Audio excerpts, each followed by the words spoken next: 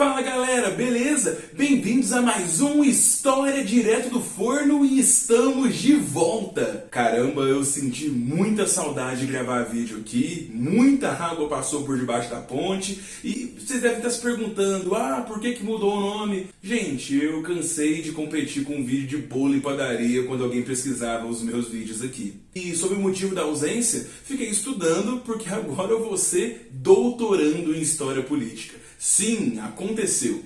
E para recomeçar falando de novidades do canal e com pauta quente, eu vou falar justamente sobre a Argentina, país que eu tive o privilégio de visitar agora em janeiro. Estava lá vendo o Milei e como está a Argentina pós-posse e para o primeiro tema, eu quis falar de algo que já me foi muito pedido. Afinal de contas, a Argentina, lugar de crise, hiperinflação, pobreza, já foi realmente rica em algum momento? Antes de chegar com esse papo, vocês já sabem. Deixa aí o gostei no vídeo, se inscreve no canal e se gostou, compartilha com os amigos. Rumo a 4.000, galera. Mas chega de lenga-lenga, vamos logo pro vídeo. Antes de começar falando se sim ou que não, uma coisa tem que ficar bem clara. As noções que a gente pensa de Argentina hoje não são as mesmas do século XIX, momento em que a Argentina conseguiu sua independência perante a Espanha. Na verdade, as transformações principais que acontecem no território que a gente chama de Argentina estavam localizadas no território de Buenos Aires. E isso é importante dizer porque durante todo o processo de independência houve muito conflito entre essa cidade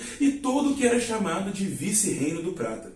Então, toda essa dinâmica colonial da Argentina é bem diferente da do Brasil, por exemplo. E isso tem consequências, inclusive, na formação deles como território. A gente só pode falar de Argentina a partir ali do contexto da Guerra do Paraguai, década de 1860, no governo de Bartolomé Mitre, que acabou estabilizando o território e dando a forma do que a gente entende hoje por Argentina.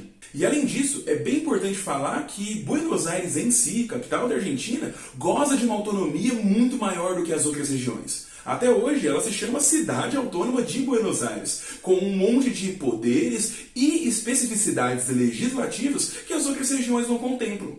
Fora que Buenos Aires, no seu lugar geográfico bem localizado, praticamente não, é um entreposto comercial, já que está de frente ao Rio da Prata, e desde o período colonial se desenvolveu muito mais do que as outras regiões, é importante colocar isso quando a gente for falar das transformações sociais que a Argentina vai passar. Mas sem mais delongas, sim, a Argentina já foi realmente rica. E esse processo de consolidação aconteceu na segunda metade do século XIX. A Argentina, quando sai da independência lá no começo do século XIX, nem na década de 1810, era um país bastante agrário, que dependia muito do comércio do Rio da Prata e que tinha um monte de características sociais baseadas num mundo rural, que ainda tinha escravidão, mas predominantemente indígena, e que tinha um monte de desigualdades que a gente aqui no Brasil está acostumado. Não é grande diferença. Os oficiais e algumas famílias tinham mais poder. A questão é que a partir da segunda metade do século XIX, as grandes transformações derivadas da estabilização do território e também todo um verniz colonialista que foi ali para a região da Patagônia, dos argentinos quererem consolidar e aumentar o seu território, mirando ali o sul, trouxe um monte de novidades para aquele país. Temos que colocar que a Argentina tem um território geográfico bastante privilegiado para muitas plantações, principalmente o trigo, e a sua região geográfica teve muita facilidade para se acostumar com a pecuária. O desenvolvimento dos bois angus, ligados principalmente a um mercado de exportação para a Europa e também em outros lugares do mundo, fez com que grandes propriedades fossem colocadas e muito da economia rolasse em torno dessa indústria agrária. Mas não só isso, não foi simplesmente do agro que a Argentina se explodiu. A partir da década de 1870 e 80, vários governos privilegiaram um avanço imigratório e também educacional. Existia uma ideia civilizacional, com bastante preconceito mesmo, que a Argentina deveria ser uma Europa na América do Sul. E isso teve muita consequência social, já que para isso acontecer, negros e indígenas não se colocariam ali na perspectiva de civilizados. Muitos indígenas morreram, muitos negros foram ostracizados pelas políticas que a gente chama de políticas de embranquecimento, muito fortes ali no fim do século XIX, e muitas frentes imigratórias vieram com o objetivo de colonizar territórios, mas também embranquecer a população. E com isso a gente deixa bem clara a imigração dos italianos, dos poloneses e dos espanhóis por si só. Isso fez uma grande mudança porque eles trouxeram uma grande explosão demográfica que acabou circulando mais na economia e principalmente o efeito educacional que os governos ali do fim do século XIX ocasionaram gerou um aumento da alfabetização e também de um certo capital humano. Assim, de uma hora para outra, nunca se acontece isso, mas de uma década ou com o passar das décadas, a gente viu que 21% da população argentina que era alfabetizada virou 65%.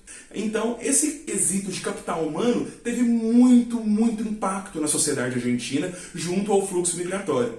E tudo isso também acompanhou grandes demonstrações urbanas, com Buenos Aires saindo daquele quesito pecuarista e agrário para tentar copiar grandes cidades como Paris, que tinha já passado por uma mudança arquitetônica e tinha já uma ideia de planejamento da cidade para ostentar civilização. O fluxo econômico agrário também coexistiu com esse boom de indústrias que vão acontecer ali no fim do século XIX e da capacitação de várias empresas que operavam mediante bancos e capital inglês, que fizeram uma grande festa ali na Argentina durante o século XIX e que, principalmente focado na questão das linhas de trem, gerou muita renda e principalmente fez dinheiro correr ali na Argentina. A chegar num ponto que nesse misto de educação, boom agrário, boom industrial, boom do capital inglês ali na economia argentina, eles vão chegar no ano de 1900 entre os 5 maiores. Mas dá para perceber com muita ênfase como os argentinos subiram muito em vida.